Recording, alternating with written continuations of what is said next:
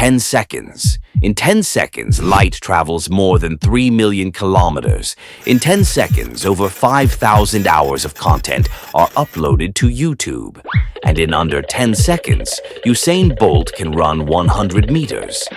So today, I want to find out if I can be just as fast as Usain Bolt. Not in running, but in game development. Today, I'm trying to create a functional Roblox game in just 10 seconds. But before we get there, I'll work my way down. I will try creating games in 10 minutes, 1 minute, and finally 10 seconds. For this challenge, I set myself a few rules. The game should have a function. I'm not allowed to use the toolbox. And the game has to be playable. All of these tasks are already difficult on their own. But combined with such a short time limit, this is especially hard, especially for a beginner like me. Okay, let's start with 10 minutes. 10 minutes sounds like a lot. But if you've ever scripted something in Roblox, you know that time disappears very fast. First, I needed a theme for the game. Please make a good decision. Okay, I will create a fighting game. At first, that sounded like a good idea, but creating games in 10 minutes would take way too long. So instead, I decided to make something simpler.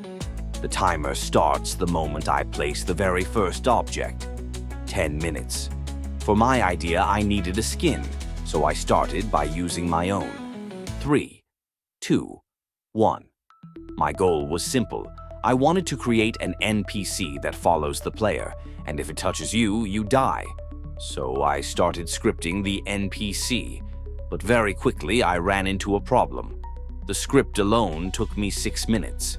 With the little time I had left, I tried to improve the environment. But honestly, I had no real idea what to add, so I went with a dead desert. I even added trees, which makes absolutely no sense. If this is a dead desert, why are there trees? I still had some time left, so I decided to add skins from my previous YouTube videos to make the game more fun. That turned out to be a big mistake. Alright, let's try the game. This doesn't work because the script I used was only made for one skin. With one skin, everything works perfectly fine. I should have spent the time I had left more sensibly. If you think 10 minutes is a lot of time, you're wrong.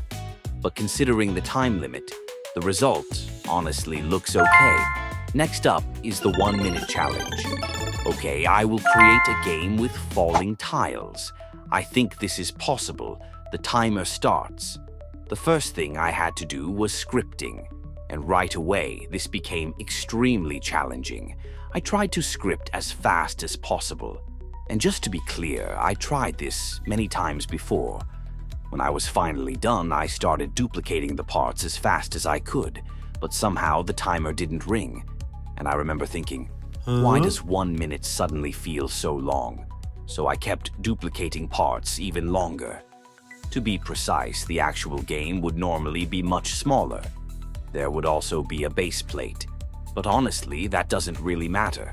Let's test it. And surprisingly, I'm actually really proud of how this turned out.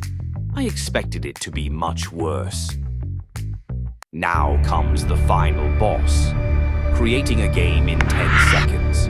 But before I will give you 10 seconds to like and subscribe, 10, 9, 8, 7, 6, 5, 4, 3, 2, 1. I needed a theme. Please, something easy. An obby. Normally, an obby would be really long. But with only 10 seconds, I had to make it extremely short. So I needed one simple idea. The obby never ends. You can run it forever.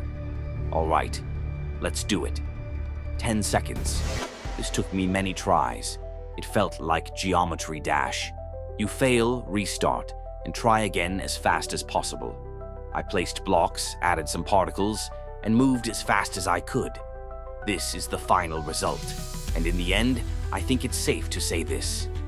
In 10 seconds, light can cross millions of kilometers. Usain Bolt reaches the finish line, but in 10 seconds, you can't beat game development. Still, this challenge shows one thing. It's not about how much time you have, It's about what you do with it. If you enjoyed this experiment and want to see me push this even further, maybe next time. 5 seconds.